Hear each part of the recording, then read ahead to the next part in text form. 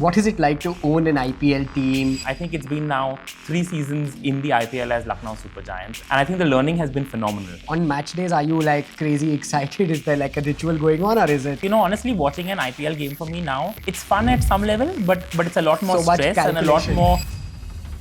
Growing up, I always knew somewhere in the back of my heart that this is what I'll ultimately be doing, is working with the family business. Well, This is so, very large. Absolutely. And total, like I think public market cap is more than 80,000 crores now. Absolutely. And there are multiple like private initiatives going on as well. And when I look at it, back in 2011, it was sub 3,000 crores. So we have in the last 10, 12 years really 25x almost. grown a fair bit. Yeah. What do you want it to become in the future years? Would love to know the entire thought process. So I think for us,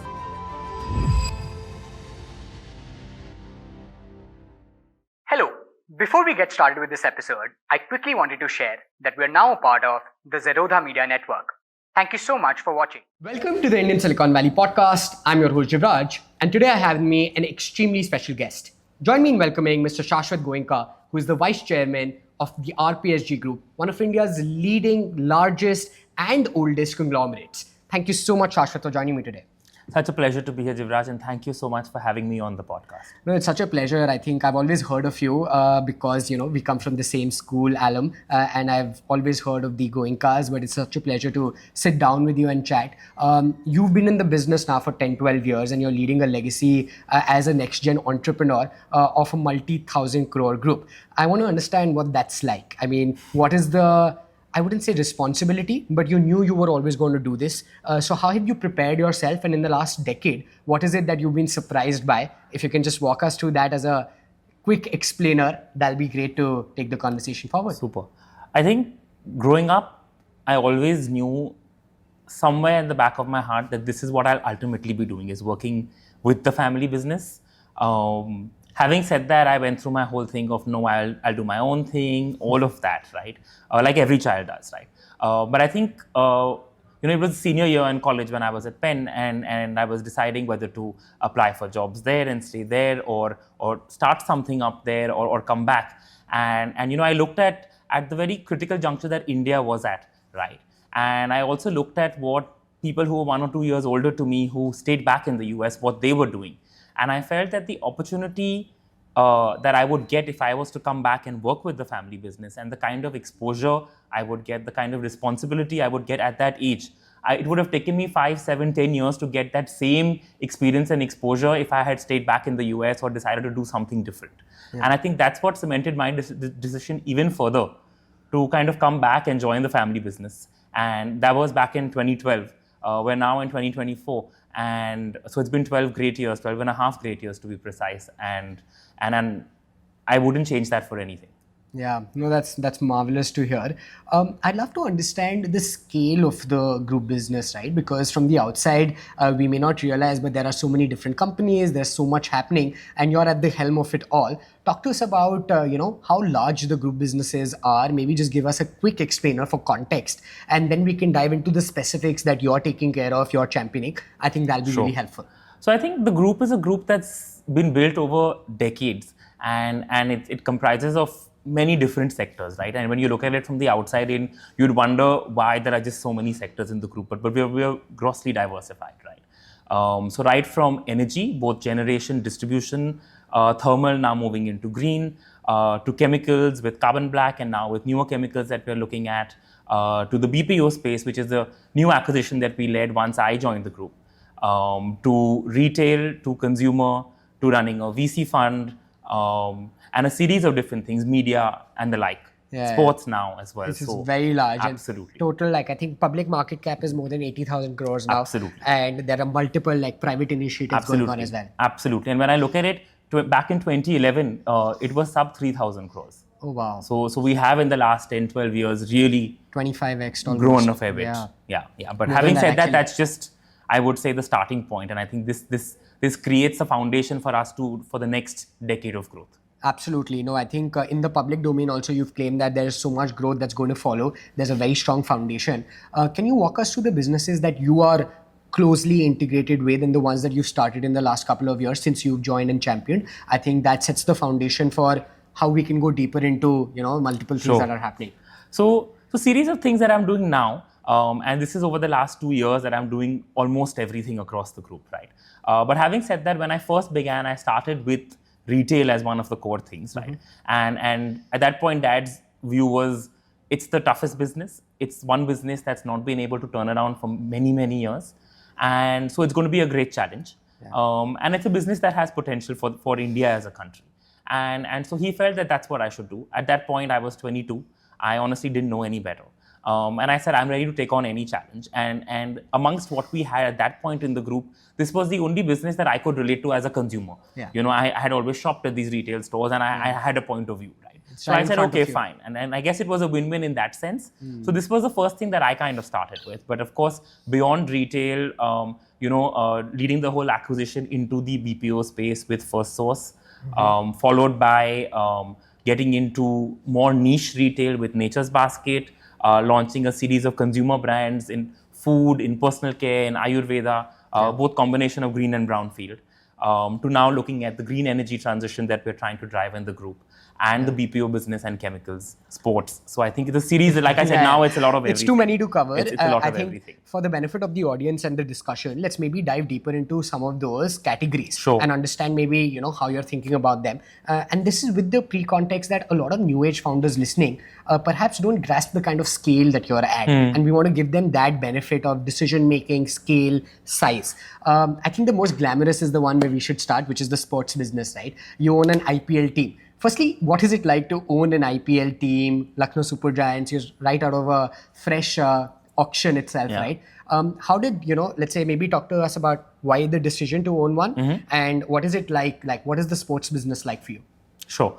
So actually when you look at it from a IPL standpoint, before Lucknow, we had the Rising Pune Super Giants as well for 2 years, right?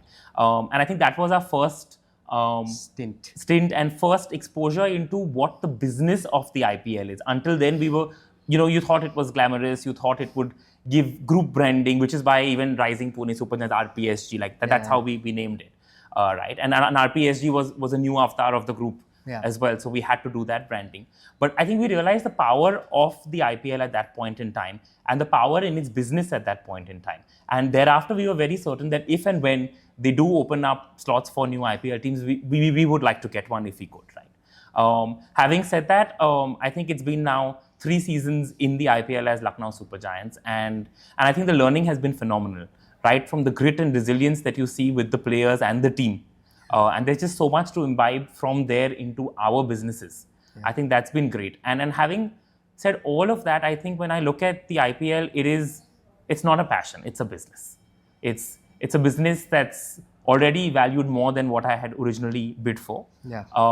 It's a business that is taking some money today, but as we look at 2028 with the new media rights that will go, and 2031 once we finish the 10-year payment of the franchise fee, it's going to become a hugely annuity business for me. So it's going to be a very huge bottom line generator as well. And when you really look at it, it's a business that's a 2 to 2.5 month long business and gives you a large chunk of profits as well. So it was a no-brainer. No, I think that's phenomenal. Can you talk us more through, how does an IPL team make money to begin with, right? A lot of people wondering as to how the media of the sports business works. If you can give us an explainer, that'll be really helpful. Sure. Shashwat. So I think from a IPL standpoint, I think, and we are new teams, but I'll tell you generically, is the broadcast rights is what the BCCI divides amongst all the 10 teams, right? So that's a large chunk of the revenue that you get from the central pool. Then you can monetize on merchandise for your own team. You will be selling spots on your jersey, etc. So that's the whole advertising revenue that you get as well. And then you get gate or ticket receipts from the stadium. So those are the revenue sources. And from a cost line item or the expenses line item, essentially it's just the cost of the team, the travel, all of that, right? So, Got it. So it's a fairly simple P&L. And if you look at teams who were there back in the day, whose franchise fees was 50, 80, 100 crores or so, they're anyways minting money today, if I could say so, right? And if I look at us, while 70, 90 crores looks like a large number to have bid for an IPL team, if you really look at it over a 7, 8, 10-year period, my actual outgo will be somewhere in the range of 2,500 crores only, because the franchise fee is something you're paying annually, not upfront, right? Right. And then you're getting all of this income, which offsets that franchise fee Correct. as well. So just interest it just stayed, and I mean Absolutely. whatever you're earning on the Absolutely. capital, you're Absolutely. not paying as much. Absolutely. But no, 7,000 crores, and then I think it was in the news that one of these teams is getting sold for 13,000 crores, right? Like I think Gujarat or one of these. So I think the math adds up there. I wouldn't be worth my salt if I didn't ask you the Rishabh Pant question, right? Like, I mean, what was the thinking to, have the highest sell with Rishabh Pant, 27 crores? What was that like? So I think when we went into the auction, our strategy was not to make sure that we come back with the player with the highest value or whatever. That was never the thinking. I think when we went with our strategy, the strategy was to create a balanced team with a good set of batting and a good set of bowling. And in batting, ensuring we had good openers, we had a good middle order, and we had a good finishing set as well, right? And I think we were very clear that because we had a strong bowling lineup to begin with our retentions, we wanted to go with an all-Indian pace attack. And we would supplement the batting with the international as well. So that was the broad strategy that we had. And having said all of that, I think in Rishabh Pant, there's a good leader. And more importantly, there is someone who has good leadership skills, right? And we have a lot of people in the team who have that good leadership skills. But also someone who's very good with the game. And if you look at his personal story of coming back post the accident, it's been one of determination, one of grit, one of resilience, one of strength. Yeah. And one of never giving up. Yeah. So when you see that in a person, you know that the person has in him to be a match winner. And he is one in his own right. So. Absolutely. No, he's done some phenomenal performances for India, and Yeah. his persona on the ground, off the ground as well, it feels like is great. So, no, lovely to hear that. Coming to maybe the other parts of the business, right? Maybe let's go into the consumer side. So there's FMCG and there's retail. On the FMCG side, what are things that, exciting you? How have you seen the Indian consumer evolve in the last 10, 12 years that you've been a part of the business? What are the insights? And in turn, what are the products that complement it? Would love to hear from you. Sure. So, when we look at consumer, this was back in 2016, December, is when we decided that we're now ready to enter the FMCG space. Yeah. And we said that we'll enter it greenfield, okay? And we said we want to launch with healthy snacks because that is a large global trend. Yeah. And we didn't know much better, but we saw that as a trend, that health was a trend, and we said, let's launch with that. So we launched with makhanas essentially, yeah. Right? This is with 2Yum. With 2Yum, yeah, with the brand 2Yum. And we went from deciding to enter FMCG to being on shelf in a span of 4 months. Oh, December, we decided. Early April, we were on shelf, right? So I think that was a great learning because we had a 6-member team. No one in the country believed, or no one in the world believed that this group was actually going to get into FMCG, right? So even when we were starting to hire at that point in time, people just thought, okay, this may be just one of their passions and it's not going to be a business, right? Sure. And I think from then to now, we've come a fair bit, right? But we launched with makhanas and we knew it would be difficult because snacking is an overly crowded space, right? Yeah. And while people say health chahiye, which is the trend we went with, what we realized very quickly is people don't only want health, taste is most important, and they like to believe that they're eating healthy, but they don't actually want healthy when it comes to snacking. Yeah. Ghar pe wo khichdi khayenge for health, all of that they will do. But when it comes to snacking, that's their indulgence. Exactly. That's their guilty pleasure. Yeah. And they don't want anyone to take that away. So I think what we did over the course of launch and thereafter was to ensure that whatever we launch will have to be something which is healthier than versus health, right? But also has to be paramount on taste, right? And that was actually the genesis of the brand name 2Yum itself. Yeah. It's very counterintuitive that a health brand or a healthy brand will be called 2Yum, yeah. Right? But the whole idea was we are snacks, we are taste first, and we will go with that, we will lead with that. And we launched with very unique flavors which didn't exist then. We launched wasabi makhanas, we launched a roasted garlic makhana. We even during Navratri, we launched a rice kheer makhana as a in and out pack, right? Because that becomes a popular thing people eat at that point in time. So I think that was the genesis of the brand.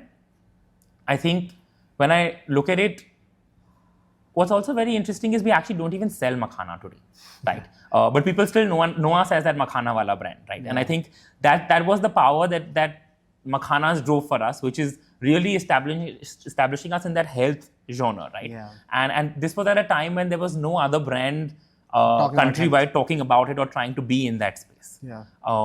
So I think it's very interesting how consumers have evolved from even 2017 to now, and how we've evolved the business where from makhanas and our modern take on khakaras back then to not selling either of those to moving into vegetable chips and vegetable sticks to now actually selling potato chips, right? Yeah. It has been, you could say, somewhat of a 360. And we've spoken about a lot of different things, I think, in terms of as a brand. Yeah. But we've stayed core to health, right? Or being healthier than the next best alternative. Better for you. Better with for you. Keeping the taste intact. Like I will love the taste, but it's better for me in terms of ingredients. So my choice is just more. Exactly. You'll have less preservatives or no preservatives. You will have 35% or 40% less saturated fat. Some products are 55% less saturated fat. So depending on what it is. And today we have spread across series of chips, series of we have this product called rings. We have puffs. Yeah.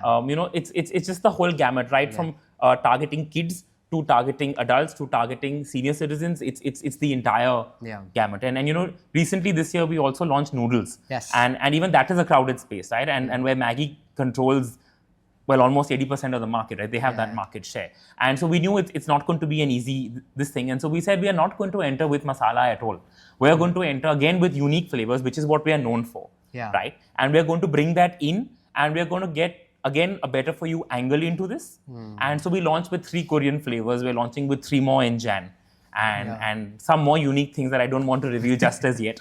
But you'll see them soon on the shelf. And I think that will change again what the noodles category, at least in India, stands for. Yeah, no, I think that's phenomenal to see. I saw the launch recently, I think, and everybody was talking about it, everybody was raving about the product, and it's amazing how far it's come. I'd love to hear from you, Shashwat, maybe take a step back and understand that, like, what is the group strategy for expansion to begin with, right? Because you're now in also IT services, which feels like super competitive, dominated by the large giants. But again, you're doing incredibly well with First Source, and that's thriving. With consumer, again, like you have FMCG, retail, both again, very competitive spaces, right? Sports also feels, if not competitive, like crowded or like glamorous or front of eye. So how do you, like, maybe what is the thinking strategy behind knowing that this is what we want to venture into? What's the thought process? Fair. So I think when we look at the group, and like I started off by saying, we are grossly diversified, right, across very unrelated sectors. But I think the common underlying thread amongst all of them is we want to be leading in the consumer space, right? So whether it is B2C or B2B2C, right? And so all our businesses are in that zone, right? Got it. And I think we have a lot of legacy businesses which are large, which are transitioning to becoming more new age businesses today. These are power, chemicals, infra projects. Exactly. And all of those are transitioning. And I think as we transition, the idea is that they form the backbone of the group today. And how do you further strengthen this and grow this while at the same time incubating a lot of newer industries and newer businesses within the group, right? Which have the same ROI or ROCE over time. And we can create that over the next 5 to 10 years. And I think that's where the new, like the things like FMCG, media, those things come in, sports. Got it. I'm also guessing the underlying theme there is like, a lot of these incumbent players fail to stay relevant, right? So you have to be very strong in terms of, let's say, where you expand and look like 10, 15 years down the line. How much of that, like, do you have a point of view on saying that, okay, these are 15-year down the line things which will be relevant, and your vantage point as a newer generation person in the business might matter a lot. So is there any like strategic, what I'm trying to understand is what is the method to the madness? Because outside in it can seem like, okay, there's hands everywhere, but I'm sure there is more strategic thought that's going behind the scenes. So wherever you can add color would be really helpful. Sure. So I think all of it comes down to really first looking at return on capital, right? And how are we therefore doing capital allocation? Sure. If you look at the industries we are in, they're all following a large macro trend of the global economy and the Indian economy, or whether it's consumption or whichever way, right? So I think that's one thing that we look at. Having said that, I don't think in today's day and age, none of us can really say that what the next 10 to 15 years is going to look like. Right? Especially with the ChatGPT moment. Absolutely. Whether it's Gen AI, whatever it is, disruptions are literally every day there's something getting disrupted, right?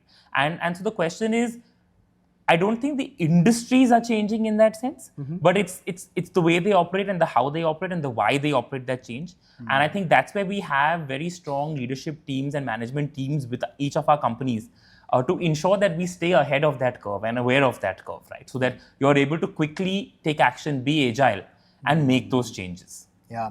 No, that's super interesting. In fact, the leading question there is a lot of the broad narrative in the market is also that large companies have a lot at stake, which means they will spend a lot of their time and energy in management as opposed to innovation. Yeah. And startups, which is what, I mostly chat with entrepreneurs, they will say that, okay, we have the ability to do what a larger group will do in 5 years, we can do in 2 years. Yeah. Do you have internal teams that behave like startups? What is your thought on talent, on ensuring that you don't, because of just sheer size, become slow in execution? What is the thought process there? And it's funny or risk averse? Absolutely. And it's funny that you say that, because literally in most of my meetings, at least in all the new businesses that we are setting up, I'm literally like, we can do what large companies can't do. Because while we may be part of a larger group, if you look at the individual companies which are new, whether it's consumer, whether it's even the green energy transition, etc., we're new, we are startups, and we operate in that way. So our teams operate like startup teams. They work out of offices like startups do.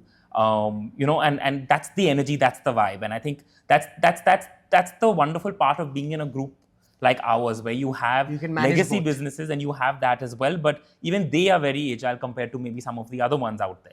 But you have the startup culture as well, and I think when both merge and they can both learn a lot from each other, and we really encourage a lot of that cross synergy in a way. Got it. No, that's super helpful to know. Let's maybe come back to the businesses, right? Sure. I think one of the things that is understood, like at least does not get as much exposure, is, let's say, infra projects, right? Can you talk about, like, you're leading a lot of the green energy efforts within the group? What does that look like? What does it, like, putting up a large plant really look like at the background? How much mind space is that, contributing to your own strategy? What is that like? Fair. So I think when I'm, and if you look at my background, right, from 2012 till about 2017, 18, I was mostly doing a lot of the consumer stuff, right? It's only over the last couple of years I moved into the infra side as well. So I come from a very consumer background, where it is, you get your products right, you get your marketing right, but you're still dependent a lot on that consumer, and you have to continuously strive to fight for that consumer, or the mind share or mind space in that consumer's mind to think of your brand, right? The investments are lesser there, with huge valuation and returns. When you look at the infra side, the investment is upfront, right? And it's much larger. The scale is much larger, right? But having said that, what's really good is once you set that up, you have a sustained consumer that you're getting through your PPAs or whatever on the power side, right? So they're very different in that sense. But when I look at it now from a green energy transition standpoint, we're looking to set up 10 gigawatts over the next 7-8 years or so. And the first 3 gigawatts are already quite ahead in terms of implementation and execution.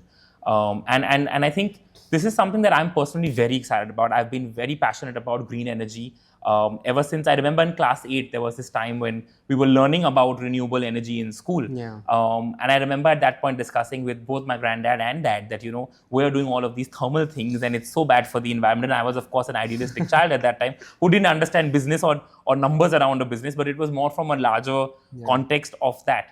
So that has always stayed with me, and I'm very glad that I'm at a position today where I can drive that change and transition.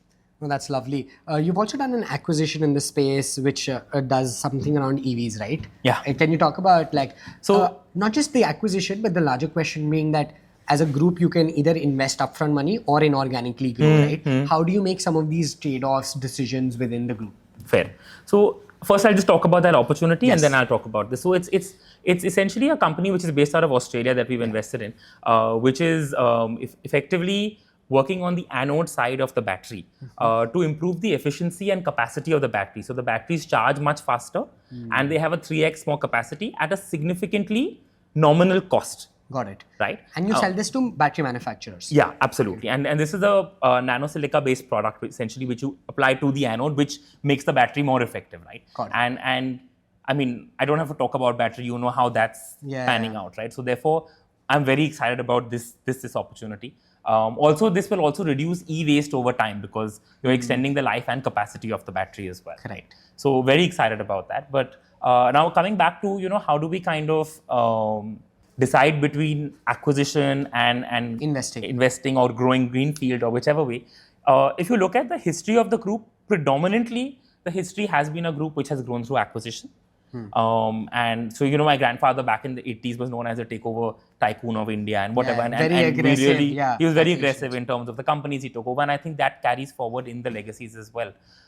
So we've acquired a lot of businesses over the years, right? Whether you look at CSU itself was acquired to First Source, to Evita, to Dr. Vedya's. All of the these list is were endless, a right? lot. But having said Nature's that, basket. Nature's basket, yeah, exactly, Nature's basket. But having said that, we are also very good with creating businesses of our own. And again, it comes down to a capital discussion of where do you get higher ROCs, and should you invest in a particular area greenfield, or should you kind of go about it brownfield, right? And areas where you need to spend a lot of time and effort in creating brand, but there is already an existing brand and an opportunity which is fulfilling that need. That is where we look at, is acquisition the better option, because it's the make versus buy decision. Right? Absolutely. And in areas where things don't exist, like for Tuyam, we were very certain that there was no brand in India which had that health plank, right? And so we were very clear we have to create that brand. But when you look at herbal wellness, for example, Dr. Vedya's had already done that. So I was very clear that we need to acquire that. Correct. Even when we looked at gourmet grocery, and I'll give you a very interesting story of why we even looked at gourmet grocery, right? But just on gourmet grocery first, why we bought versus built, right? Was Nature's Basket had created that awareness with the brand and had that brand recall with consumers. No, but one of the things on the build versus buy discussion is the Nature's Basket acquisition, right? It feels very unique because retail is with Spencer's you were doing different kind of retail. Gourmet retail feels very different. How have you thought about Nature's Basket and its acquisition? Sure. So, I think for us, we were very clear we wanted to get into gourmet retail, and I'll explain to you where that original thought came from. But having said that, I think for us, also, we were looking at creating it in a way originally, and then we realized that to create a brand in the gourmet space of food is going to take a very long time, right? And a lot of investment. And then that's when we realized that there is an opportunity which is available, which was Nature's Basket. And it was a brand which had pioneered in bringing gourmet grocery to India. And that was a mind space that occupied in all consumers' minds, right? So therefore, for us, that decision of build versus buy was clear in this sense, where I was acquiring a bunch of stores. It was about 40 stores at that point in time, spread over 3 cities, and with a very strong brand pull and connect. And for me to create that would have taken 4 or 5 years and many hundreds and thousands of crores as well, right? And so in that sense, this acquisition, which was around 300 crores, was a very lucrative acquisition at that point in time. But let me come to explain to you the story behind why gourmet, right? Because with Spencer's, we were always premium positioned, but not gourmet, and that position still stands on Spencer's.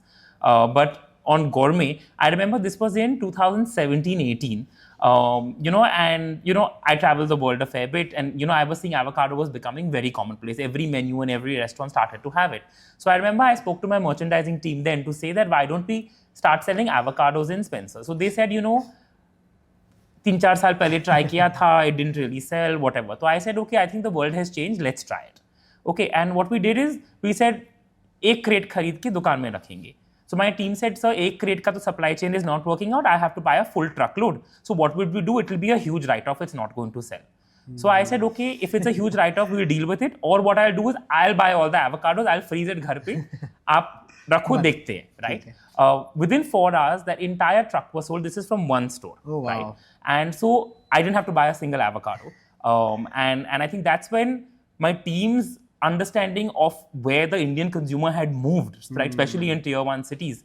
And my understanding, I also knew gourmet grocery was an opportunity, but I didn't realize the magnitude of that opportunity, right? And with this, I realized that it is massive, right? And that time, avocado was still gourmet. It was still hard to get and all of that. Today, it's available everywhere, right? So I think that was the reason we kind of got into it. And I said, I can't take 5 years to create a brand. I need to acquire a brand, which is already created, that brand. Already, it has the credibility, and so it just makes sense. Absolutely. No, I love that. I think that really explains it well with the strong insight of, what it means to actually look forward.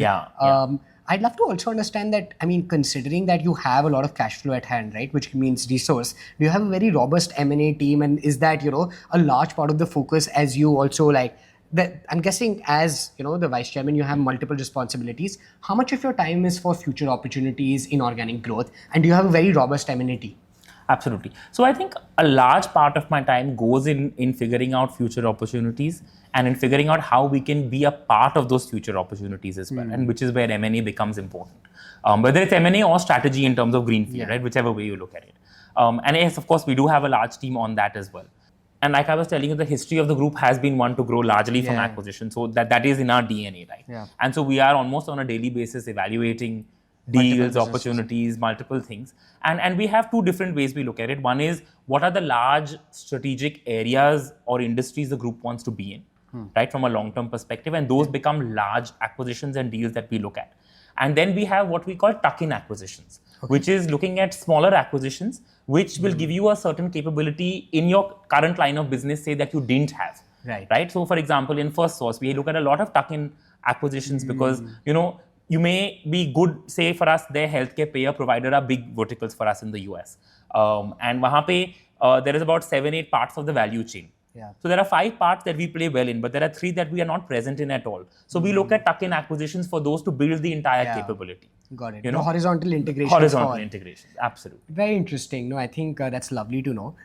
Between the retail business and the FMCG business, you have, I'm guessing, a very strong grasp of the Indian consumer, right? Also, how the Indian consumer responds to marketing, because let's say a Spencer's Nature's Basket needs more above the line, like, like large scale ads per se. But there's also a lot of digital influencer with 2M happening. What has been your experience of the learnings from the Indian consumer of what they get appealed by, and where do you derive return on capital, return on ad spend when it comes to old media versus new media, if I had to distinguish? Okay. So I can go on for hours on the Indian consumer, and I think the Indian consumer is evolving rapidly, right? But I think what stayed at the crux of it is, I define the Indian consumer as schizophrenic, right? And let me explain that to you. Yes. The Indian consumer is willing to pay way out of their pocket for anything that is experiential, anything that will give them something new, or anything that is aspirational. Yeah. But at the same time, they are not willing to pay anything more for what is core. So if I'm looking from a grocery standpoint, for the potatoes, onions, tomatoes, dhania patta, etc., the consumer is not willing to pay even 50 paisa more. Right. For the most part, tier 1 cities, thoda sa different, and I'll explain that to you as well. But largely when you look at India. But that same consumer is willing to spend like 500, 800, 1,000 rupees on a block of cheese, which they don't get, some fancy flavor of cheese or some unique artisanal cheese from some remote part of the world, right? And so that's a very unique dichotomy that I feel like only the Indian consumer has. And I see this very well in our retail formats in Spencer's and Nature's Basket, right? Yeah. Where with Spencer's, the consumers want value for money. So they are wanting, is the price the most reasonable?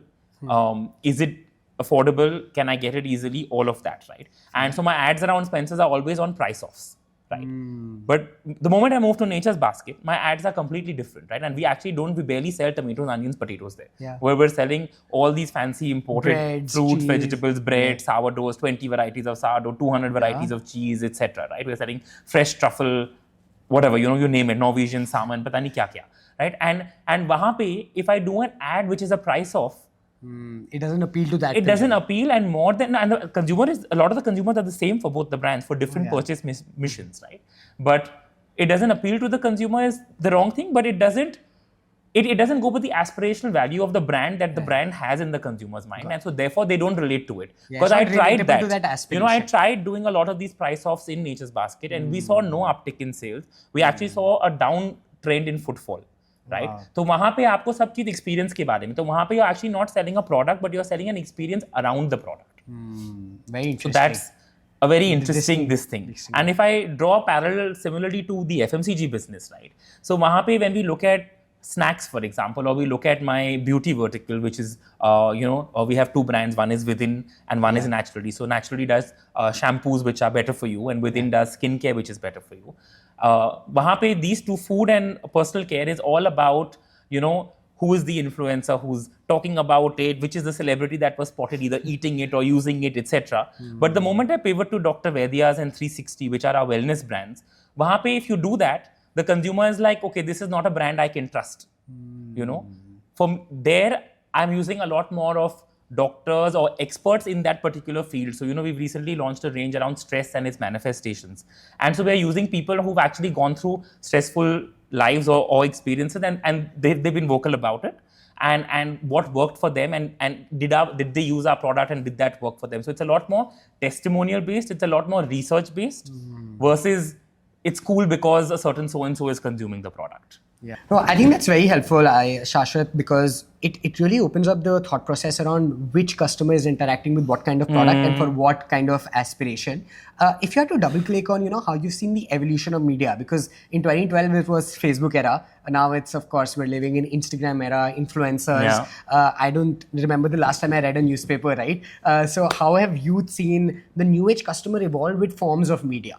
I remember when I started in 2012, 2013 with retail, 100% of our spends was print. It was newspaper ad. Friday ko newspaper ad nahi dega, to weekend pe sale achhi nahi hongi. That was the mindset, right? And around 2015-16, I started driving that change towards a little bit of digital spend. It was still early, and digital in India that time just meant Facebook, honestly.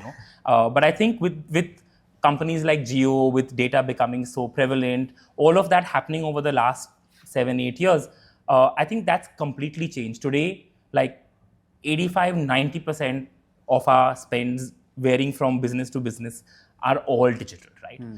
And digital also has completely changed, right? Where with our wellness portfolio, we have a range for arthritis, which is targeted to 60 plus consumers. So that is still very heavy on Facebook. But for naturally, for Too Young, which is slightly more younger consumers, it's completely moved to Insta or Snapchat or all of that. So it's exactly. So it's completely changed in that sense.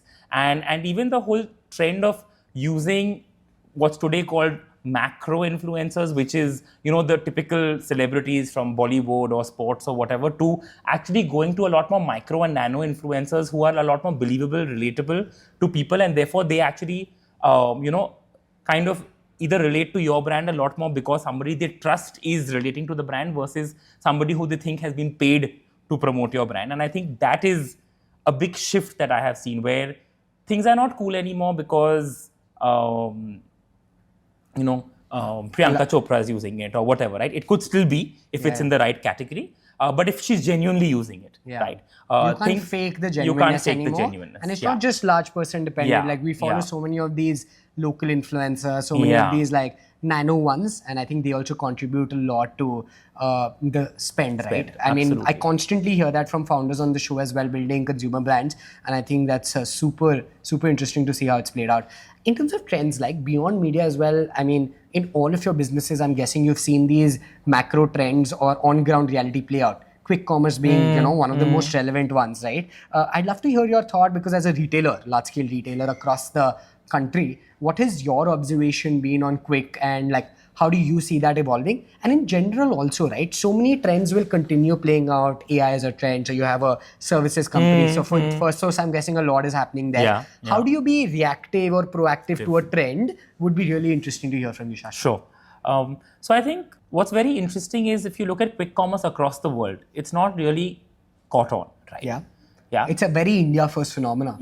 No, and quick commerce has been there around for like 6-7 years across the world. It's not that new as a concept, right? But if you look at grocery retail or any form of retail, it's 4-5% in other countries. Correct. But if you look at India, I think the story is very different, right? And I think Indians we're busy people. Right? And I think Indians, India mein wo jugaad ka concept hai na? And what is the idea of jugaad is how do you make your life more efficient? So Indians are always winning that race for efficiency. And this helps you become a lot more efficient. You don't have to step out to get anything. You don't have to pre-plan, which is a lot of mind space freed up for you. You get what you want when you want. And also if you look at the young Indians today, the youth of India, and which is, 70% of India is under the age of 34, right? Which is massive, crazy, right? The demographic dividend is massive. But they are also people who believe in instant gratification, and they are wanting to spend today. They are not thinking about saving for 30, 40, 50 years later or for a rainy day, right? Our parents would spend like a little bit and they would save like 90% for that later future. We are a different generation. We are spending 80-90% today and think, 10% we are saving, dekha jayega, and we'll use it if we need to. We won't even save it. Right. And I think that's a large part of what's driving the trend. But I also feel quick commerce is a phenomenon which is going to be limited to the top 30 cities in India. It's not something that's going to be a Bharat story. Right? But having said that, the opportunity in these top 30 cities is huge. These cities are growing and growing massively. Right? So I think it's a trend here to stay. And it's a service today people are willing to pay for. But when I'm looking at it over a 4-5 year period, it's going to become something that is the norm. It is like when you think of Domino's did 30-minute delivery, right? Back in the day. And 30 minutes mein nahi aayega to aapka pizza free hai, right? When we were kids. And this was unique. Nowhere else in the world did this happen. This was an India Domino's phenomenon. And I think we really correlate. That was an early trend which showed that quick commerce will work in India. Yeah. And that's the reason Domino's grew versus a Pizza Hut or anyone else back in the day. Absolutely. Right? So I think Indians inherently want to do things faster, be more efficient. So quick commerce is here to stay, but it's going to become the norm. And so therefore, it's not going to be an edge for anybody anymore. If you look at it today, Amazon's launching one, Flipkart's launching one. We're in the process of launching one. Every other player who's been in retail for donkeys of years is now in this quick commerce. So it's going to become a normal service that you offer. It'll be with everyone. Absolutely. Yeah. It's going to be with I love that Domino's correlation. Yeah, if you think about it, it's been around for a while. Absolutely. Yeah, no, I think that's spot on. This is very interesting in terms of, I mean, do you have a thought process around other trends that you want to capture? Like, do you want to be forward looking and saying that, okay, this is how the world will look, so we'll stick to our basics? Or will we evolve with, you'll of course evolve with changing times, but how fast will that evolution be? For instance, like with First Source, like how much of the focus is now AI? How do you manage some of these things? So with First Source also, there is a large chunk that is evolving, right? And today, if you look at the BPO industry, it's a FTE-based industry, which is a full-time employee is a term we use, right? And the number of full-time employees you have is directly proportional to your revenue, which is directly proportional to your market cap, right? Yeah. And I think in the next 3 to 5 years, that narrative is going to completely shift, right? Because with AI, Gen AI, and AI applications across the entire value chain as it comes in, it's going to change the concept of FTE, and it's going to become how can you be a partner to your client to ensure that if you were delivering, say, 2x to them, how can that 2x become 4x, right? And the client's not going to care whether it's coming from an FTE, which today that's how they operate, but that's not how they're going to operate. Or whether it's coming from an AI-generated bot or a robot or a machine or from wherever it may be coming, right? And I think the whole transition for us now, and we've embarked on that journey, and maybe slightly premature for me to speak about it today, but we've embarked on that journey of converting ourselves to an AI-first organization as well. Yeah.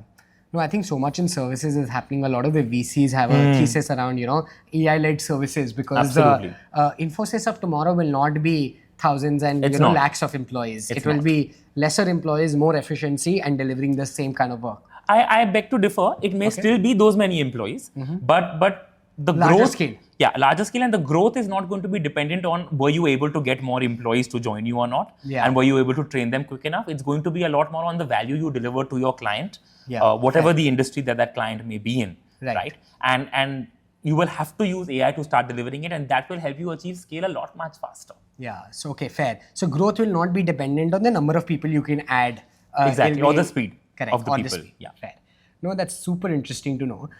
In terms of the overall narrative, do you think that, I mean, as a retailer, like how much of other retail companies, like there's a, Zudio, which is doing incredibly in one space, DMart stock price fell, which became like a national news. How much of these competitive, or activities by competitors impact some of your decisions? Is that an area of focus for you, or is that more like we are focusing heads down on our work and we'll do what we do best? So, I've always been very fond of competition because it keeps you on your toes, right? It gets you to start thinking a lot more about what's the future going to be, how are they going to disrupt it, and therefore what do you need to be prepared for, right? So I think that's the part that I like about it.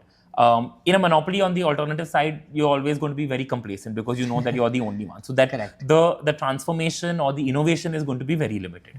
I think the Indian consumer is evolving, and I think for us, we look at how or what are trends we are spotting in that and try to be ahead of that and start delivering on that. Sure. But you can't ignore what competition is doing also, right? I remember when DMart had started opening stores a lot in the South, and we had a lot of presence in the South, and they would find stores with a common wall to us, right? And they would open. They would say, these guys have the best locations. They've done all their research. Abhi hum uske paas mein dukaan khol lete, but we are going to be 5%, 10%, 15% of MRP, which Spencer's is not. How much will people pay for experience? They will pay for price, right? And which worked in certain geographies, right? So that was their strategy. But our counter strategy was never key. How do we now become discounters, right? Our counter strategy was, okay, consumers are value conscious for a certain segment of stuff that they want to buy. वो घर का रोज 50 items that they want, that is where they are not willing to be so-called cheated, or they want to make sure they got the best bang for their buck, right? Yeah. तो वहाँ पे we will be competitive. So we used to do price benchmarking. पहले हम किराना के साथ benchmark करते थे, more retail के साथ करते थे, Reliance के साथ करते थे. उसमें we added one more player, DMart, right? And we said that of these 100 SKUs, we will be best priced. So the benchmark changed. That's all. Right? But our strategy didn't change. We didn't become a discounter. Well, that's super interesting to hear in terms of, competition driving a growth, but not trying to like impact your thesis of how to build a company. Which is the same reason why we're even entering quick commerce, right? Where like quick commerce is not going to be a differentiator 6 months from today. It's going to be the norm. Correct. And which is why we're like, we have to be in it. Yeah. Today we were delivering within 60 minutes, which we thought was quick enough. But now the consumer thinks you need 10 to 15 minute delivery. Which we make happen. Which we can make happen because we do have a large network of stores in the cities we operate. So we're going to use that engine to for those who are opening warehouses and dark stores, you already have the presence. You just have to build the logistics network. Fair enough. No, this is super exciting in terms of perhaps the last leg of some of the businesses that we've not discussed. So maybe if you can share more on the chemical side, like there's a large part of your focus that goes there as well. What does it mean to lead projects at that scale of infrastructure? Would love to understand from you, and what is the thought process on the chemicals business? So on the chemicals business, the original business was a carbon black business, which is one of the chemicals that goes into tires, printing ink, etc. Yeah. And that was set up by my great-grandfather. That was one of our greenfield ventures, one of the few we had back in the day, right? And that's a business that's grown over the decades. It's done well for us. And then we diversified that a few years ago into rubber blacks and specialty blacks. And we decided that, as we're looking at the sector, instead of having a narrow focus of carbon black and ancillary things, we need to look at it as a larger chemicals play, where carbon black, rubber black, specialty blacks are some of the chemicals we have, but we need more, right? Sure. And we realized here you need very strong R&D, which of course we have at the PCBL side. We in fact have a state-of-the-art R&D facility in Belgium as well that we set up. But we said that if we want to go into other chemicals which have other end uses, we need to start looking at acquisitions. And that's where Aquafarm, the company we acquired earlier this year, came in. Yeah. And they predominantly focus on phosphonates, oil and gas chemicals. And they're looking at green chelates as well, which is, again, greenifying the whole chemical space, which is becoming a trend there as well, right? The green transition in chemicals. Yeah. And this was a large acquisition, largish. This was a large acquisition, 3,800 crores of enterprise value, right? And I think we're very excited about it because this gives us a larger play in chemicals. If we had started to set out to create our own greenfield, going back to the earlier discussion, it would have taken us 20 years. The world would have been a different place, right? And this is again a build versus buy and why this was buy, right? But very excited about the space. And I think nanosilica that we spoke about with the Australian acquisition as well is yet another chemical. So we're really diversifying hugely in chemicals. We believe chemicals and its applications are only going to increase with the high level of industrialization and consumerism that is happening across the world and in India. And we want to be a part of that journey. Absolutely. I think a lot of these B2B reports also point out to the fact that chemicals, specialty chemicals especially, is a very, very large market. A lot of the new age players also are now venturing into it. In fact, specific companies which are venture backed are building like B2B aggregators in the same space. So I can only imagine that it's a large one. This discussion wouldn't be complete without the VC side of the business, right? As a new age entrepreneur yourself, you studied in the US, you've seen the technological wave, you of course understand it very deeply as well. What is the thought process with RPSG Capital? How much of your focus goes into it? What do you want it to become in the future years? Would love to know the entire thought process. For context, that's the arm that does venture investing for the group, and it's backed some really, really good companies. The Dr. Vaidya's acquisition was also no, it wasn't. That was from the group. Sorry, but you backed some Purfora as a company that, of course, I know of personally. That is backed, and a few others. Multiple. So, would love to know your thesis with the venture firm and how do you see it progressing in the future. So, I think for us, we wanted to. The original thought to get into the fund business or the VC fund business, and I call it a business, is we said that consumer was a space we wanted to be in, right? Sure. And like I spoke about how all our businesses are transitioning to B2C and B2B2C, we said that the India consumer story is still unfolding, right? And we said we want to be a part of that and we want to enable that. Sure. So there's a lot of things that we are doing by ourselves, but we realize there's only that much you can do also as well, right? And there's a lot of very good entrepreneurs out there in need for capital, and if given the right kind of capital and support, can do wonders and really help transform the consumer landscape of India. That was the genesis. So when we first spoke about it, I said, okay, I really want to do this, and Dad and I spoke about it, and we said that it's not like, what we felt is we didn't want to take other people's money and then invest it wrongly. Because this was a new space for us. So what we said is, okay, we'll set up a small fund of 100 crores. We'll do it with our internal funds, and let's see how we work on that, right? And if we believe we're successful with our thesis, with putting the right fund manager partner team together and being able to do the right kind of investments which give you the right returns, then we will expand this business, right? So this was proprietary capital, first fund, First 100 fund, 100 crores, right? And so that worked out well, touch wood. We've gotten a few exits there and a few in pipeline, and I think that worked out well, and that gave us the confidence that we can do this much larger as well. So we launched our second fund, which is now 500 crores, 550 actually, and a large part of it is external capital, with some capital coming in from the group as well. And I think we've done some wonderful investments, and the founders have really surprised us in terms of what they can do and how well they can do it. And I think I always look at them as a source of inspiration, and I keep pointing our internal teams on our consumer verticals as well to them to say that, look at how they are doing this so capital efficiently, right?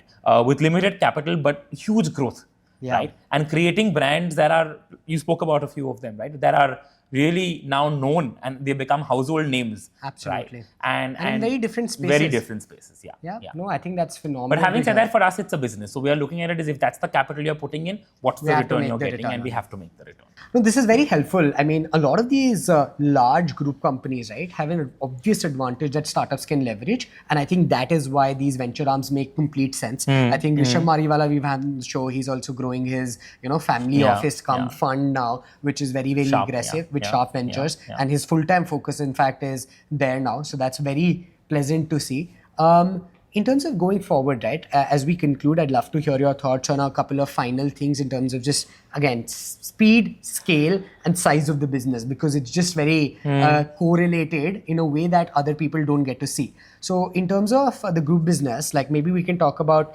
talent and we can talk about your mind space. So let's start with your mind space. Considering that there are specific verticals to take care of, and then growth and new objectives or new initiatives, how do you split your time? Like, what is a general, I wouldn't say week, but like a month look in your calendar, and where do you split your priorities today, Shashwat?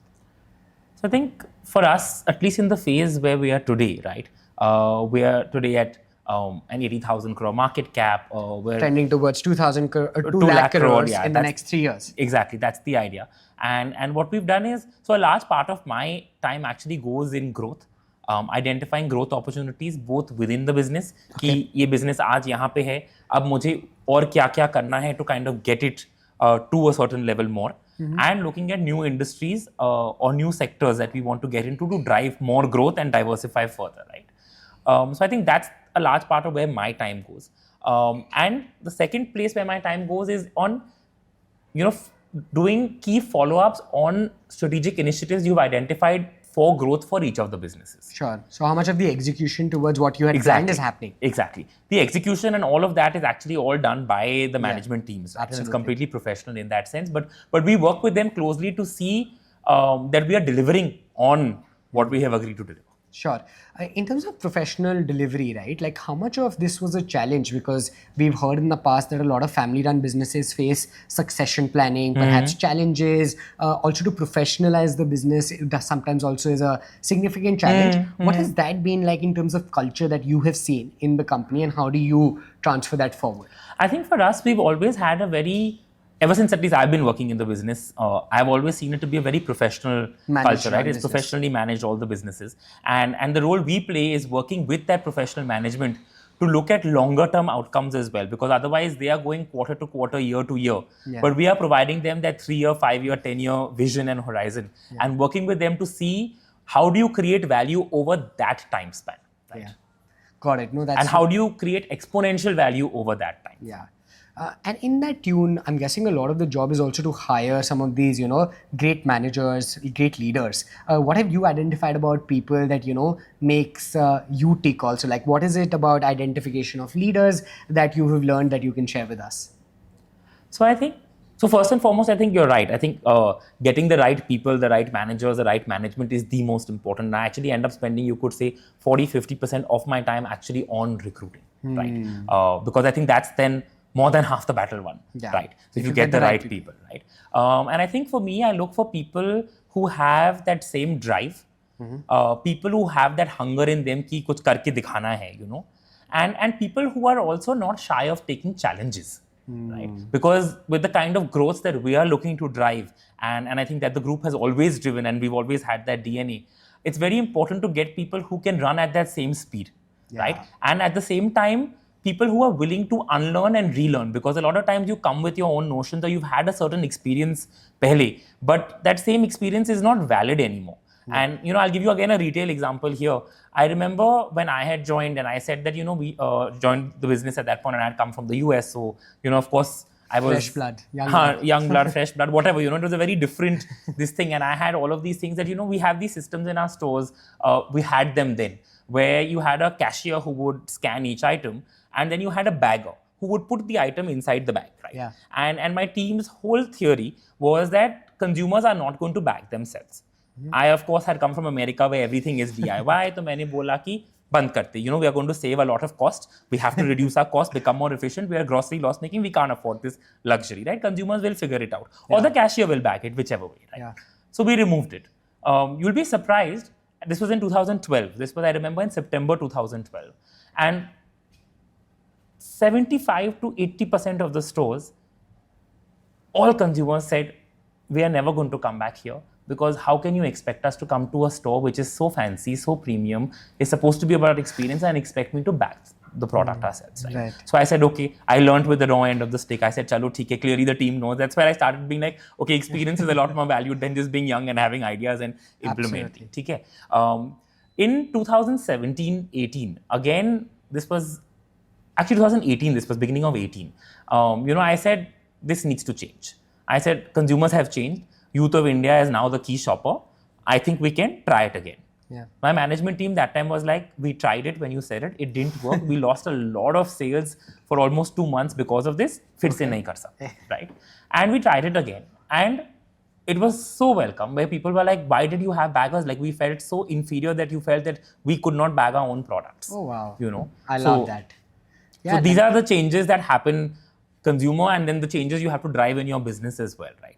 And that was an example of, you know, unlearning and then again learning in a way for all of us. Right. No, that's super nice of you to share. I think it puts in to context a lot of the, you know, on-ground learnings that you can't just like have via a book. In fact, that's interesting. A lot of the businesses that you've run now and you continue to like build on are things that are not natural to an XYZ person, right? Because it's not the most common thing that we do. What is your playbook to now learning things, right? Like, I mean, running a IPL team is a first, running a power plant is a first, right? Absolutely. How do you figure some of these things out on the job? I think I give all credit to my parents and grandparents for this. I think they instilled in us a love for learning. For whatever reason, right? And it was never about, you know, so it was always about being curious and they encouraged that curiosity in us, right? And in fact, I try to do that with my daughter as well, where, you know, we're trying to encourage her to be very curious, ask questions, and we're trying to be very genuine when we answer the questions, not just being like, you know, when we grew up, we were never told, oh, don't irritate me, don't shut up, like, you know, don't talk, any of that. It was very like, if you had a question, they would take that effort to explain, answer, or point you in the right direction where you got that answer. And I think that taught me a lot about being curious and being able to continuously learn. And you know, one of the first things my dad told me when we came into work, he said, today we have these 4 industries. He said, 20 years later, you may be running completely different industries or one industry or 30 industries and they may be completely different. The point is, there are certain things that are common. How to run a business principle is common no matter what the industry. So keep the basics in mind, but always be, you know, prudent enough and agile enough to be able to learn quickly the nuances of each industry or business or whatever, right? And I think that is what keeps you continuously learning also because, and honestly, every day you're learning. I mean, like I told you, this is the first time I'm doing a podcast with somebody, right? And this itself is a learning experience because it's very different from typical media interactions that I do, right? So I think every experience, if you look at it in that sense, there is something that you can learn. And the question is, how do you, in your mind, institutionalize that learning, right? Absolutely. No, I'm glad you mentioned that because I mean, it reinstores for everybody watching that learning is at the core of Absolutely. any success, any material capitalistic Absolutely. growth as well, Yeah, right? yeah. In fact, that point is interesting, right? Growing up in in dining room tables with your superheroes, right? Like people that outside in we will look forward to, but you had the pleasure of growing up with. What was it like, right? Like what were conversations with your grandfather, with your father? Like how has that shaped your worldview? Would love to learn what it means to grow up in a business, in a family where the business is of such great legacy. I mean, I don't think I know any different, but for me, that was family. That was my father, that That's was how my it mother, was, that was yeah. my grandparents, that was my sister. That's how it was, right? Sure. And I think growing up, when I compared to my friends and their experiences with their family, I don't think it was any different. Okay. It was still about having fun, being loved, having that unconditional love and net of support of your family, and continuously being pushed for new experiences. I think Sure. that was what it was. We never really spoke business growing up or any of that, right? Interesting. As we became a little bit older and we came into our teenage years, you were, well, party to was a wrong thing, but you could still see a lot of conversations between parents, grandparents about business, and you were around when more that awareness happened. as well, I Yeah, guess. but we were never part of it. Got it. Right? And so we grew up fairly normally in that sense. It was never fancy in that sense or any of that, right? In fact, I think our parents were very conscious of making sure that we had very non-fancy Lives. upbringings and lives, and I had a very normal. We went to a Jesuit school, sister went to a convent school, and the upbringing was very strict and disciplined and all of that, right? But I think the one difference that I feel is this whole push towards being curious and being able to express that curiosity and being able to therefore use that to learn a lot more. I think that was something which I feel they consciously did. It was not an unconscious thing. I think they consciously did that, even though they say they didn't. I'm pretty sure it was, because now that I'm a parent, it doesn't come that naturally. You have to consciously create those opportunities of learning and curiosity with your child. They don't just organically happen, right? Sure. No, that's lovely to know. Like, I mean, in terms of, not having a different childhood, yet having some things that will help you in the future, Absolutely. and still being very disciplined and, not having like a glamorous childhood, because I don't know how eventful that will be for future success anyway. But that's interesting. I mean, are there any significant learnings today, now that you're in the business, when you're chatting with your dad, Mr. Goenka? What is that like? Like, do you see a significant, like, how does the experience that he has of building the business and growing it to this extent percolating to you? What are things that you can share? Now, I'll give you one example again from when I first joined work, right? And for the first year, I worked across the different businesses, got a little flavor of a little bit of everything till, we figured that retail is the project that I would be looking into at that point in time, right? And, I thought I will start from the bottom and go up, but Dad had a different plan where he said, you will start at the top and you need to figure it out, right? So I was like, okay. So I went for my first day, I went for the meeting, It was really funny because everyone at that point in retail had been in the business for at least 20 years, right? And everyone, I think the average age would have been 50 plus. Oh, wow. And they were very experienced in their domain, right? Absolutely. Whether with us or in other companies previously, but whichever way they were, right? And they came with that sense of authority and experience, and we know what we are doing, and why is this 22-year-old here, and whatever, right? And so it was intimidating, but I remember I was like, okay, fine. So I spent the first couple of days just observing, and then I asked my dad, I'm like, it's great that you have to do this thing and whatever it is, but I'm like, how are you supposed to work with people who have that experience? I have a lot of ideas, but I'm also cognizant that just because of who I am or the chair I hold doesn't mean that they will have to work with my ideas. And I don't want that to be the case. I don't want to exercise the name of my chair to drive actions, right? Or drive work. And something that he told me then, and I think that's something I've done across everything that I do now as well, is he said that don't say, I am Shashwat Goenka, I am the son of Sanjeev Goenka, so you do this, right? Or at that point, I was the sector head and the CEO was reporting to me, so you're the sector head and that's why I do this. He said, always look at data and use logic to drive whatever decision it is you want, and be okay with it being right, wrong, accepted, unaccepted. Allow for free flow of discussions, do all of that. And at the end of the meeting, whatever be the decision that you all collectively arrive at, own it, whether it was your thought to begin with or not, right? And I think the whole thing of using logic and logical arguments or logical points of view to drive your Over hierarchy. point versus using your hierarchy, I think is something that I've really used since then till now, and I think I'll be using it till the end very much because, you know,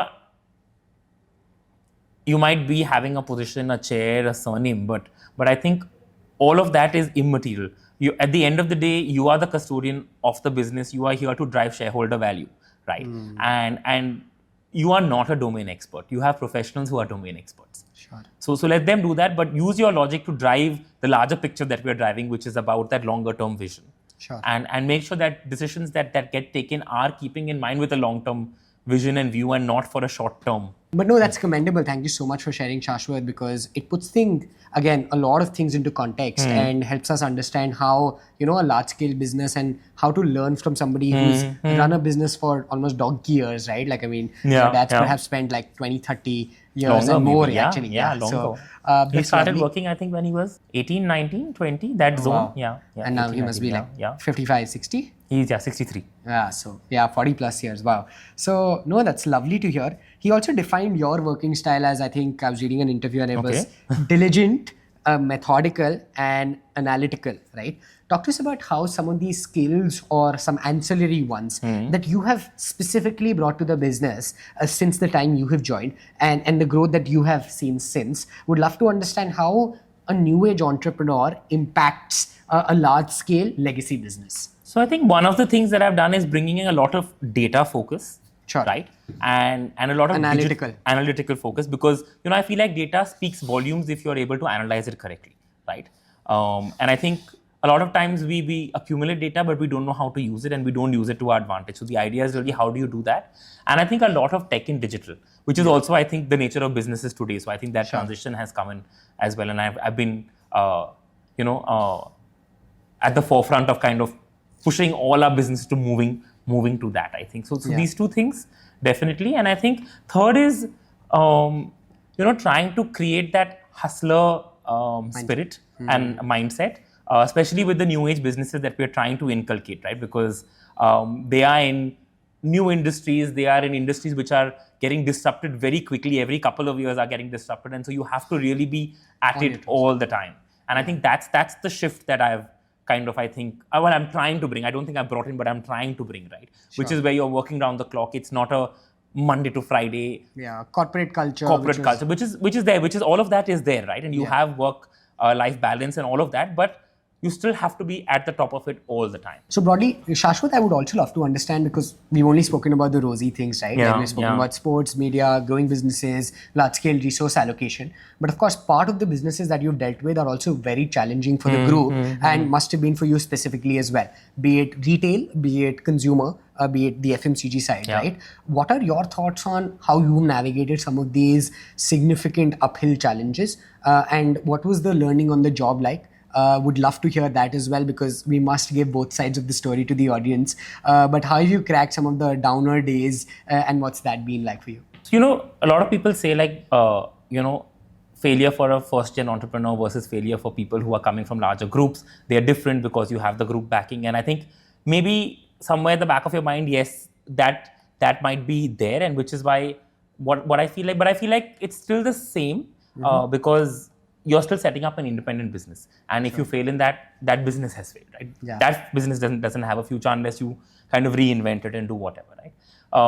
But I think also what happens is when you're coming from a larger group background is you have that sense of responsibility also. So I think the pressure is a lot more, right? Yeah. Which is good, which further drives you to kind of ensure that you're on your feet all the time. The eyeballs are on you. Absolutely. And I think there have been numerous failures, right? We spoke about a few, whether it was removing the baggers to whatever, small and large, there have been a series of them, right? I'll give you a personal care example as well. When this was in 2020, we launched personal care as well as one of the things in FMCG. And we said that we are going to launch this mass market hair care brand, which is going to be better for you. And, we were expecting it would do what 2Yum did to snacks, but it didn't, right? I was at it for about a year. It was available in all the general trade stores, nothing sold, had to take back all that money, all of it was a write-off, etc. We had to shut that whole vertical down, right?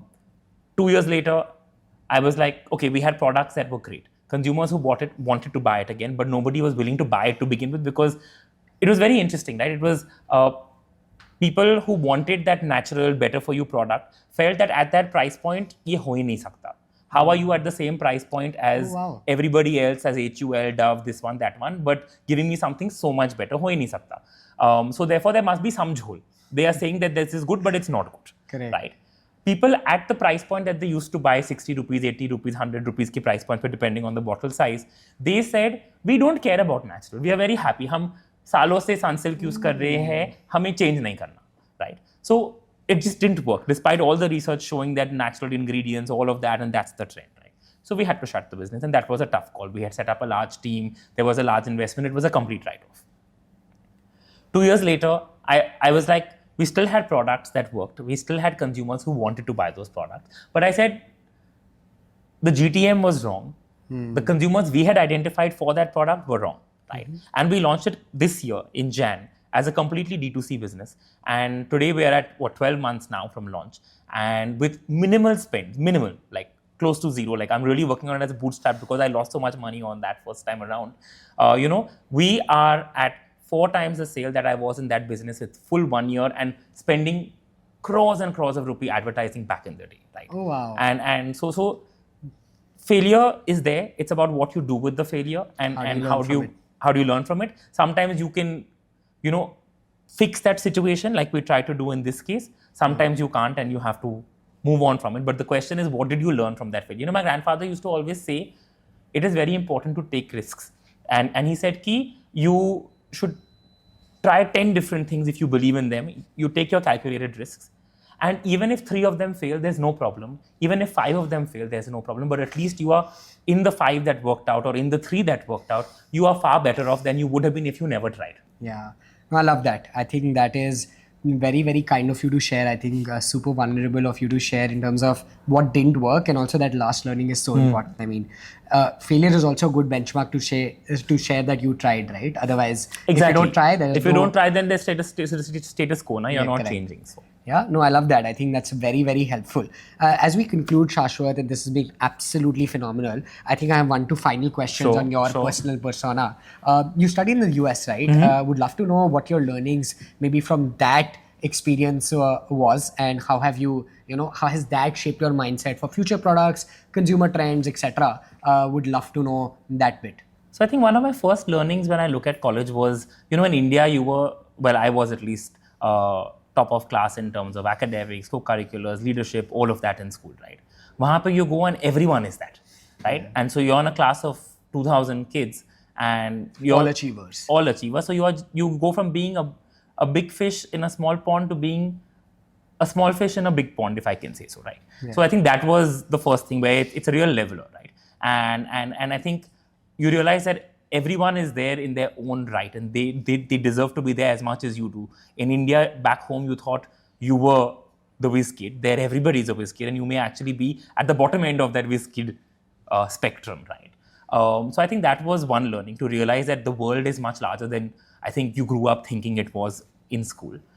Second is, I think wahan pe there was a lot of practical application to knowledge, to what you learned in class. In fact, one of the classes I did, and this was in my senior year, it was a full 6-month semester-long class, but there was no class. It was a professor and 6 other students, and you were working almost like a consultant and a consulting group on a live project for a business in that city, right? Yeah. And I think that was an unparalleled experience, because you were literally like, that business was a business which was on the brink of bankruptcy, and you were trying to work with them to get them out of it. And if you didn't do that in those 6 months, that business would have shut because of you, and all those business owners' lives would have been at stake because of it. So that was a real difference in learning versus learning from a textbook. And of course the rest of it was very case study based and all of that as well. But this was one class I remember I did as a management class, and it was just fabulous. You were really looking at a business 360, dissecting it, turning it on its head, and really trying to make it work. And I think that was very, very eye-opening in a way, right? And I think that gave me a flavor of what being in the business world is. Having said that, I told you earlier as well why I decided to come back to India. 1 week into work, you realize that everything that you learned for 4 years in college, you've learned much more than that in your first week at work, right? Amazing. And I think that was again another eye opener, I would say, because you think, okay, you've gone to this good college, you've learned all the fancy things, you did that one practical experience, whatever it is, and you think you know what you're doing, and then you realize, okay, everything you did was just like 101, and now you have to go at a different level altogether. Yeah. So I think that, but I think moving to India was, and working with the family business definitely was a great choice. I think India was at that pivotal point. There was a big government change at that point. There was a big change in the policies and the mindset, and there was a big demographic change in the youth coming into India also in those years, around those years, right?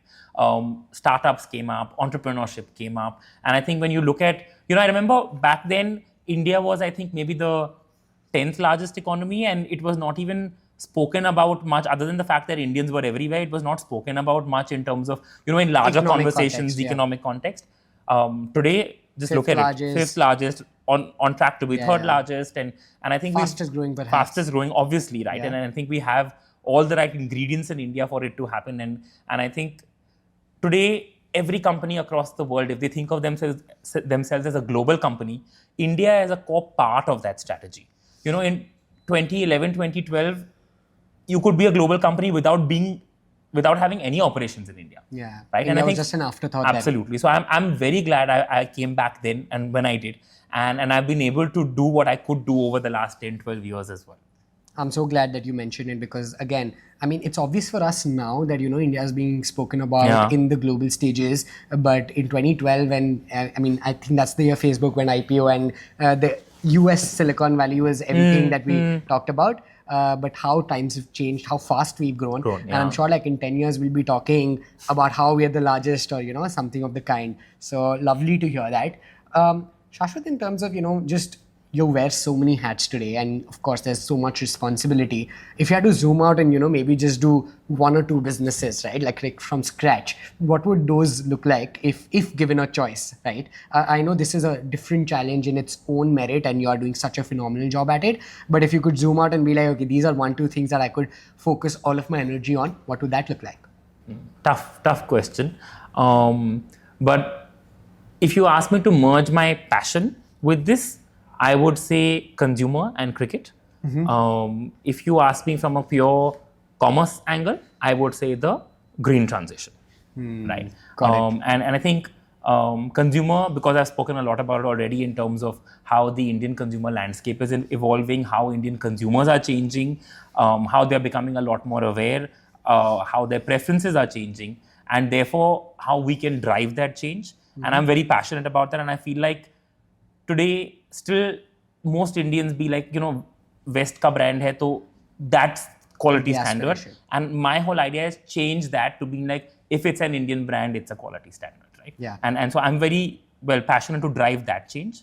I think sports, but of course, because it's just, a lot of fun as a game, but the business is phenomenal in terms of it's low investment in time, low investment in money, and it's high return. And a very short period of time, right? So I think it's a no-brainer in that sense. Yeah, no, I love that.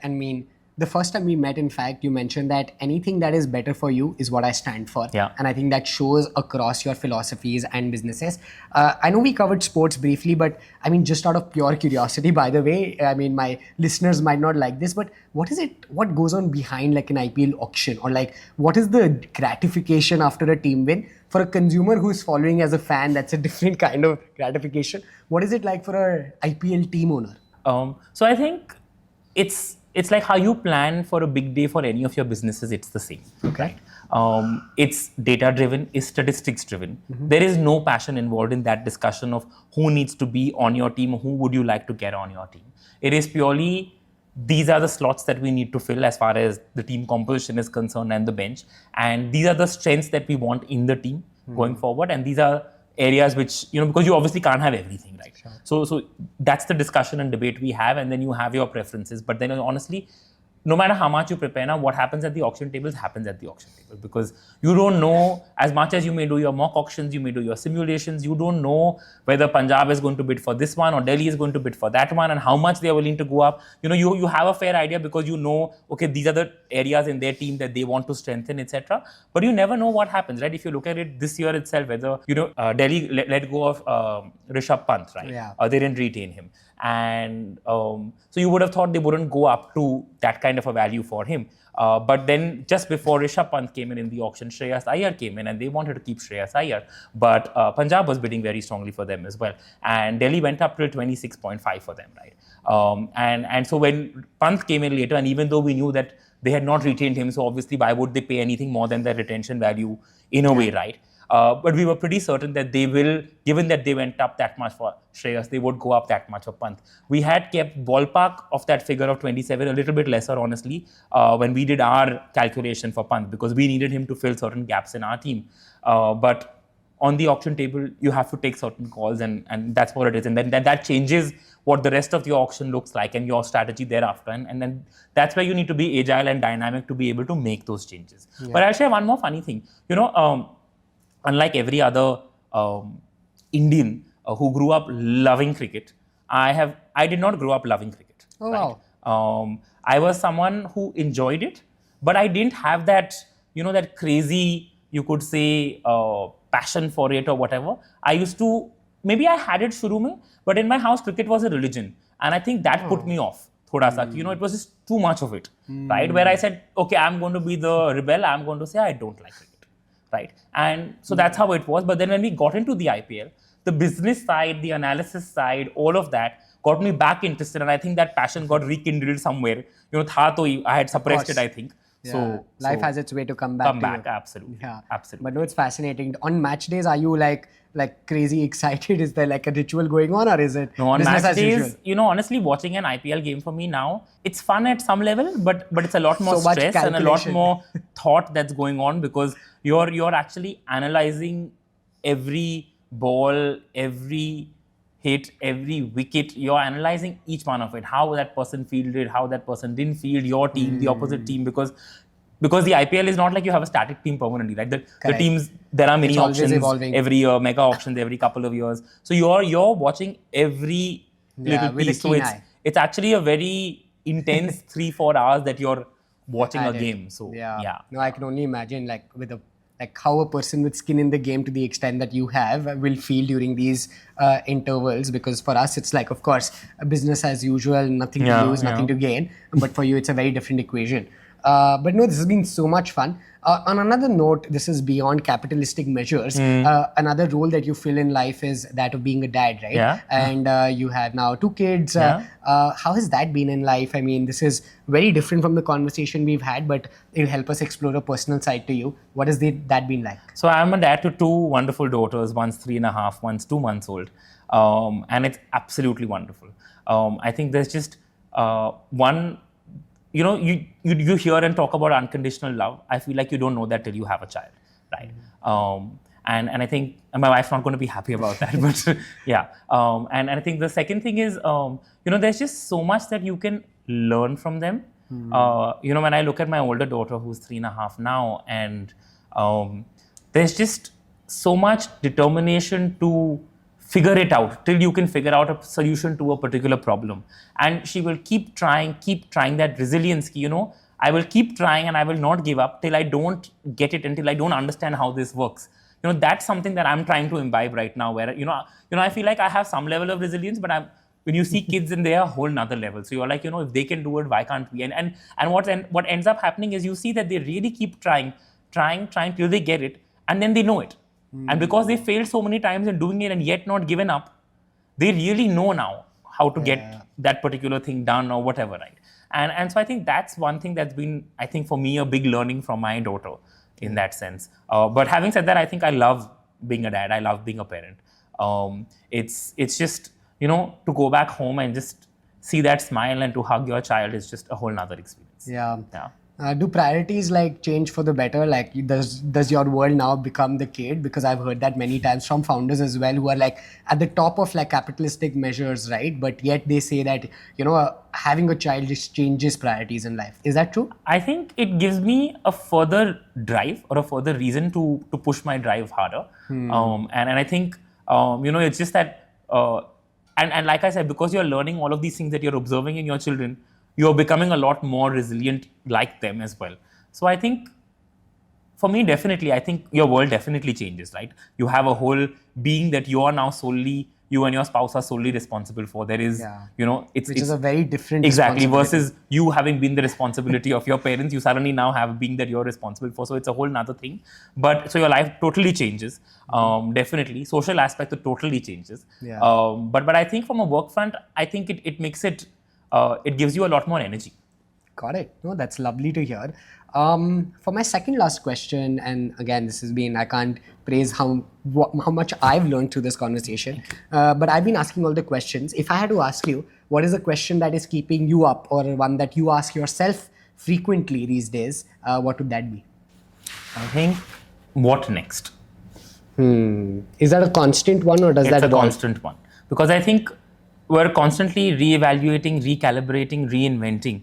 And I think for me, it's always how can you make today better than yesterday in terms of having a higher impact, creating more for your business today than you did yesterday. And I think that's a daily thing that goes on in my mind. And so therefore, what next? That's lovely. I think that is so well put. For the last question, I usually take my guest down memory lane, and it's a stereotypical one. But if I had to ask you to write a letter to yourself, right, on the day, let's say you were graduating, pen, right?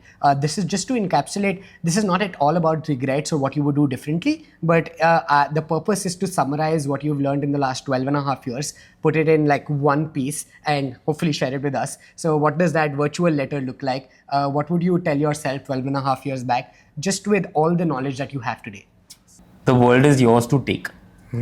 Have the courage of conviction and the boldness to have a vision. You'll be able to drive it if you have it. Awesome. That is so well put. Thank you so much for that articulation. And this has been such a pleasure. I think I have personally learned the scale at which you operate and what it means to run a company like yours. I think we are grateful as a Indian economy, right, to have many such conglomerates like yourself. And I thank you for being so candid in sharing not just your learnings, but also the downfalls, which has shown us how vulnerable you were through the conversation. Really appreciate it. And I think it's going to be a great learning experience for everyone to hear from you at this much length. I really appreciate all the time and learnings, and you've been super kind, humble in all our interactions. Thank you so much, Shashwat. Thank you so much. Thank you for having me. I think it's been an equally interesting and learning experience for me as well. I think, like I said, this is not something that I've done before. I normally do, and we met, and I think there was just a meeting of minds, and that's how this happened. And so, no, thank you so much. I'm so glad, and I'm so glad that people get to hear from you, and hopefully you do many more of these so that we keep learning from your business insights. Cheers. This has been a pleasure. Awesome. Thank you so much. Hello. If you made it this far, you've probably watched the entire episode, and if you've done that, I'm really grateful. I and my team try to put in a lot of effort to ensure that we can bring the best quality content to you. So if you liked the episode, if you watched it thus far, my request to you is to share it with people, to subscribe to the channel, and to ensure that we can keep growing. We are everything and anything only because of you, our listeners. Thank you so much for tuning in. We'll keep bringing to you amazing content. Cheers.